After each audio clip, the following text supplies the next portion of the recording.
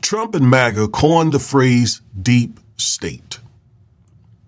In this video, I'm going to explain to you what the deep state is, but more importantly, I'm going to explain to you why they hate the deep state. Stay with me.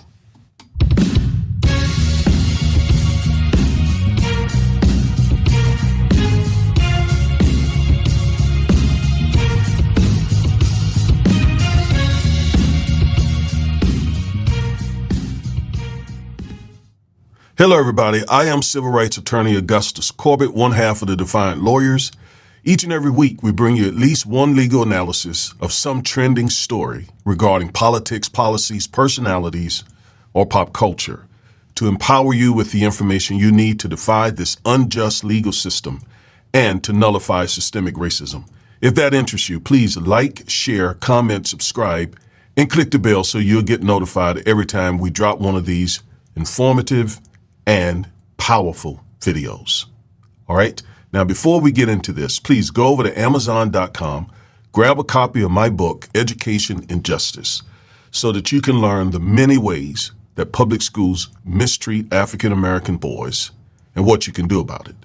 Trust me, you need a copy of this book if you have an African-American male in the public school system. All right. You can thank me later. So let's talk about the so-called deep state. And let me give you this warning. If you rely on the media for your information, for your political information, for your empowering information, you're not relying on a very reliable source, okay? Because they don't tell it like it is. They give you sound bites, they give you these headlines, and they don't go into detail because they're trying to do so many stories and get so much advertising dollars and so on. So if you're relying completely on the main media or even social media, you get more content, but so much of it is disinformation, right? So you got to get reliable information. I believe that was why Trump was reelected, because so many people depend on either main media or social media for their information. So they get misled quite often, you see. So there's another source of information, though, that we're going to look at today as I talk about the deep state, and that is books, reading. There's a novel idea. Reading. Reading is fundamental. And it's absolutely essential. And I'm going to introduce you to a book today that talks about the deep state and really lays it open, why Trump hates it and why they're trying to dismantle it, something Steve Bannon calls deconstructing the deep state. All right, we're going to get into it and look at it. So let's go to another screen. Here we are. Let's read this. Trump and MAGA wanted to control these entities for one purpose: to protect white power or white supremacy. However, there's one invisible part of government that interferes with their goal, the so-called deep state. Now, you see here on the screen, you have the three branches of the government, right? You have the White House, which represents the executive branch, or contains the executive branch. You have the Supreme Court, which is the judicial branch. And then you have Congress, which is the legislative branch. Currently, Trump controls all three. In other words, MAGA members control all three of these branches. All right. So let's read this. Under typical conditions, the government of the United States is made up of three co-equal branches, each of which offers checks and balances to the others. Trump controls all of them. That's where we are right now. Unfortunately, that's where we are. Now, Trump didn't win by a landslide. He didn't even win with a majority of the votes. So there is no mandate here. But he does have control of all three branches. All right. Now, the problem is for him there is a part of the government that he doesn't control, and that is most problematic to him. All right, because this part of the government that he doesn't control will stop him from taking us further into this fascist, autocratic, authoritarian space that he wants to take us for the purpose of protecting white supremacy. All right, so let's read this. Trump's MAGA loyalists will control Congress and the courts, advancing his deconstructive deep state agenda. And I want you to understand that that is the sole purpose of Trump wanting to get back in office. Well, one other thing, and that is he wants to seek revenge against people who tried to hold him accountable, right? So he wanted to get back in office so that he can now weaponize the Department of Justice to go after those people. Unfortunately, that's where we are right now. But anyway, he wanted to get back in office also because he wanted to continue the process of dismantling the deep state. He controls Congress, he controls the federal courts especially, and he controls the White House. But the deep state is the problem because those federal employees in those federal bureaucracies, they're able to prevent him from taking the country into some untoward place that we don't need to go. So the bright idea that he has and that the Republican Party is definitely on board with, and of course there's MAGA and apparently SCOTUS as well, and the Congress, they're going to try to help him, all for the purpose of what again? Protecting and preserving white supremacy. Now, I talked about why that's important to them in a previous video. And what I said is they know that the demographics of our nation are changing. And in 20 or so years, I think it's 2045, according to the Census Bureau, U.S. Census Bureau, the country is going to be a majority country. That frightens them. All right? More black and brown people. That scares them. So they're trying to get things in place to yet be able to control the nation, although the nation will become a majority nation. And by the way, they're trying to stop that too by deporting so many people. All right. But anyway, what prevents them from taking the country completely in this autocratic space, this authoritarian space, this dictatorial space is the presence of the deep state. So that is on the chopping block and it has a bullseye on it. And that's what they're going to be busy trying to get done in the first, I would say, couple of years of the second Trump administration. Okay, now let's go back over to another screen and let's keep walking through this. So I want to introduce you to several authors. They wrote a very, very good book entitled Ungoverning, subtitle, The Attack on the Administrative State and the Politics of Chaos. All right. It is a really awesome book if you want to understand the strategy behind Trumpism. All right. It lays it out bare. And this is why I was saying earlier, don't rely on the media for your information. Read good books. And this is one of the best. The authors are Russell Muirhead and Nancy Rosenblum. All right. Russell Muirhead and Nancy Rosenblum. All right. Now let's get into it. So this book and video, this is my commentary on this book. This book and video expose the tactics Trump and MAGA will use to protect white supremacy and undermine our democracy over the next 4 years. In this video, I'll discuss the so-called deep state and why Trump and MAGA see it as a threat to maintaining white supremacy. This includes MAGA's allies in SCOTUS. All right, so again, the deep state is the impediment to protecting white supremacy. And that is the reason why Trump was reelected.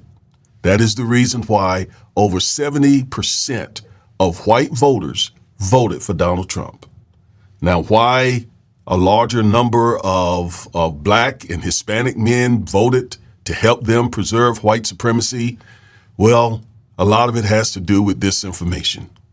A lot of folks who vote are low information people or disinformed people, because obviously no black or Hispanic person in their right mind would vote for a party who's trying to protect white supremacy, which is what they're really honestly trying to do. But I got to give it to the GOP and MAGA and so on. They are very shrewd, and they were able to get folks to focus on the cost of bread and eggs and so on. And I'll admit inflation has been high, but I also know Trump caused that inflation because he mishandled COVID. Trump was given this really, really, really good economy when he came in. Obama gave him a great economy. And he mishandled COVID and caused the inflation that he then turned around and blamed on Biden. All right.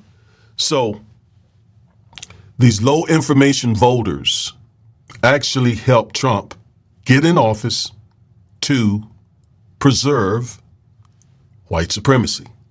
I know it sounds hard to believe, but it's true.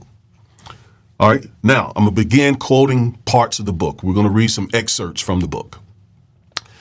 Quote, "The administrative state consists of a vast array of government agencies that shape, implement, adjudicate, and enforce public policies of every kind." So they are defining what the administrative state is. It encompasses all those who carry on the day-to-day work of government, the ordinary and routine, the wars and emergencies. So all the people in the federal government that you don't see on TV, who are in those federal buildings and trying to make happen what Congress passes, what the president does, what the U.S. Supreme Court rules, that work is being done by basically career federal employees. Trump and MAGA believe that those employees are woke, right? That they are leftist and liberal and progressive. And so they interfere with the rights commitment of protecting white supremacy. So they said, basically, they strategized and said, we must dismantle, what they call deconstruct, this deep state. So the administrative state is very much needed, but in order for them to be able to put it on the chopping block, they have to speak badly of it. So the first thing they did shrewdly was created this deep state term. Because that sounds bad, right? This deep state. Sounds like some sort of Russian thing, right? Deep state. And all they're talking about are the federal employees who make what politicians say should be the law and should be the regulations and so on. They just basically bring all that to fruition. The day-to-day workers, the G9, G10, G11, G12 workers. That's all. All right, so let's go back. The legislature may pass bills, the executive may sign them, the judiciary may pass judgment on them, but it is the appointed officials and civil servants who translate laws on paper into action. So we actually need the administrative state. Okay, now we all know that there's a lot of waste, there's a lot of bureaucracy. How many of us have had to wait on the line for God knows how long to speak to one of these federal employees and so on. So it could definitely be more effective, but dismantling it doesn't make any sense until you understand why they want to do it. And what is that reason again? To protect white supremacy. Americans have suffered a close encounter with the unanticipated and dangerous disabling of government during the presidency of Donald Trump. He clarified it as no one else could by forming the first presidential administration that was anti-administration. This was not just provocative talk. Procedures for decision-making were circumvented, experts were silenced or fired, and public purposes were abandoned without any justification beyond thwarting enemies who opposed the president's will. Not Congress's will. The president's will. Not the American people's will. Trump's will. Ungoverning is the intentional disruption of regular order for reasons unrelated to public welfare. Let me read that again. Ungoverning, this is why they named the book Ungoverning, is the intentional disruption of regular order for reasons unrelated to public welfare. So ungoverning, which is another word for dismantling the deep state, is intentional disruption. Now, if there's anything you can say about Trump's management style, it is disruptive and chaotic by design. There's a reason for that. All right? So dismantling, disrupting, or ungoverning, using the title they came up with, is unrelated to public welfare. So it's not about us. It's not about the American people. That's not what it's about at all. That's not why they want to get rid of the deep state so that government can be more efficient and so on. No. This is not about public welfare. This is about protecting and preserving white supremacy. And you got to understand that. And if you don't understand that, you will be manipulated by Trumpism. You will be manipulated by Trumpism if you don't understand that simple point. Okay? All right, let's go back. Behind ungoverning, keep in mind, ungoverning is the word they use for dismantling the deep state. Behind ungoverning in the United States is a tale of two conflicts intertwined. The first is a story of substituting personal will for governing. Now, what is or who is being referenced when they use the term personal will? Trump. Trump's will.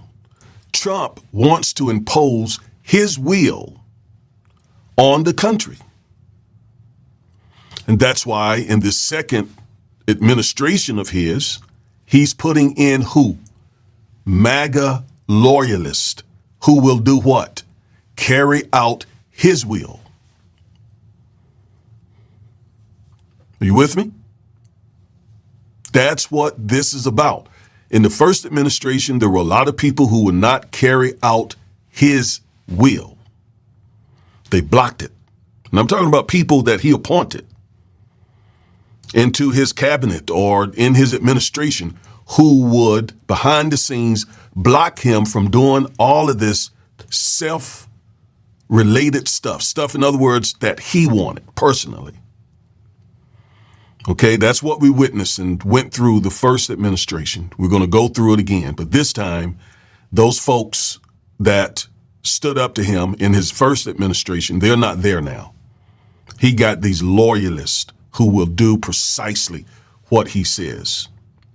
All right, so it's all about his personal will rather than governing. They're not interested in governing. They're interested in imposing Trump's will. Governing is about the authority that adheres to an office, right? So the office of the presidency has authority, but it is authority for the office of the president, not for the personal grievances of the person who is in that office. That's what they're trying to say. Whereas rule is about empowering the will of a particular person, Trump, or group, MAGA. Invoking a medieval image, it is the difference between the crown and the king's head on which the crown sits. The assault on governing and substitution of will is comprehensive. Our challenge is to understand why a president would declare war on the machinery of government. So we as American citizens, we need to understand why he has declared war on the administrative state. and I have told you why. And she'll tell you why. Pardon me. They will tell you why, the authors of this book. Let's keep reading. Our answer: to throw off the constraints that the machinery imposes on the exercise of personal power. In telling this story, we argue that ungoverning grew out of Trump's unchained impulse to command and his need to own reality and impose it on the nation. The vehicle is an imagined conspiracy, the malignant deep state. And because the ethos of ungoverning has come to define the Republican Party, the threat it poses goes beyond one person. As I said earlier, the Republican Party has definitely bought into this whole Trumpism thing. All right, the second story, listen carefully, is about a reactionary counterculture movement, MAGA. I included MAGA, but that's who they're talking about, that wants from politics what no liberal democratic government could deliver: a restoration of America as a Christian nation, a white nation, a nation that subordinates women, a sovereign nation divorced from the New World Order. Now that's power packed, but that confirms everything that I have been saying about why Trump and MAGA came to being. Now remember, MAGA is the old Tea Party that opposed Obama, basically. I mean, they just couldn't stand seeing this black man in the White House. So they were in strong opposition to Obama. Trump tapped into that on the campaign trail, okay, and sort of converted the Tea Party into MAGA. Do you follow me? So what do they want to do? What does MAGA want to do? What does the Tea Party want to do? Once again, let's go back to what they said here, the authors of this book.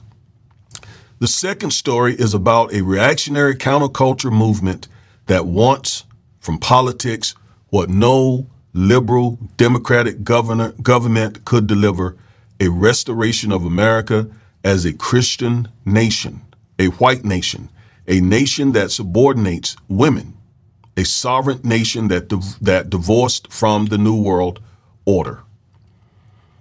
A white Christian nationalist movement and reality is what they're trying to create. A white Christian nationalist nation. And I am a very committed Christian, but I am not a white Christian nationalist. I'm not even a Christian nationalist. All right? I am rather a follower of Christ. And I don't put America on a pedal as if the country is God's dream or God's, epitome of what he wants in the earth. Not at all. Why not? Well, for obvious reasons. This nation, first and foremost, stole the land from Native Americans and enslaved us to build the land. That's not godly. That's not godly. And so many other problems, racial problems and other problems over the last over 400 years. So, yeah, of course, America has some great things and I love the country. That's why I do the videos I do. It's the reason why I take the stance I take, because we freedom fighters, those of us who demand justice and so forth, like Dr. King and Frederick Douglass, and I'm not putting myself on their category. I'm just in that group of people. We want the country to be better. We're trying to deliver the country from the racism that is in the blood of this country.